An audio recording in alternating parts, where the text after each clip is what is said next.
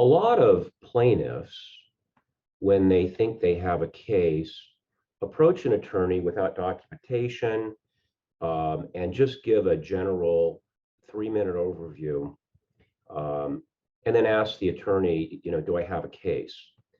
That's not the way you want to approach an initial interview from the client's perspective with the attorney. There are 10 things that you want to do that are going to increase the probabilities of a recovery and get you hitting the ground running more quickly. Item one that you want to give the attorney is contact information.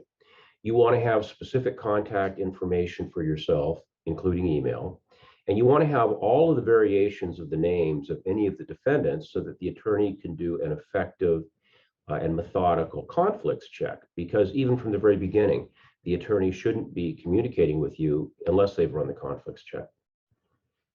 The second thing that you want to communicate to the attorney is how much you think you're owed and how you got there. The third thing you want to communicate is your theory. Why is it that this party owes you anything? Now, very sophisticated referring attorneys or sophisticated clients know item number 4, which is a timeline. You want to have a timeline of the interactions between the parties.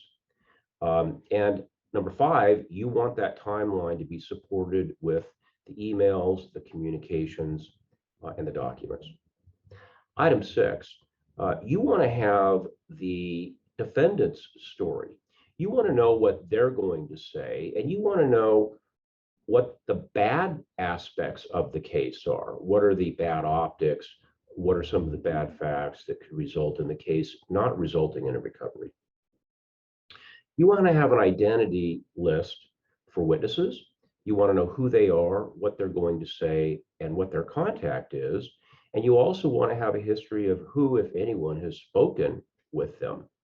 And that applies to good and bad witnesses. You don't want to have any surprise witnesses that you didn't know about. If there have already been proceedings in the case, and this is a case in which you're switching attorneys, you want to give the attorney all of the prior pleadings and the decisions that the sitting judges have made already in the case. Ninth, you want to identify any time pressure so that if there's a statute of limitations issue, the attorney knows how much time they have to evaluate the case. You want to know whether there was an order from the court to do something within a particular time period and what the time pressures are.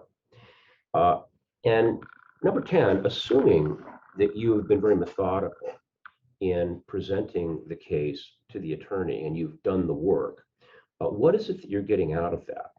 Well, the attorney is going to have to send their staff to slog through and gather all of those facts from the records. And if that's already done, they can hit the ground running.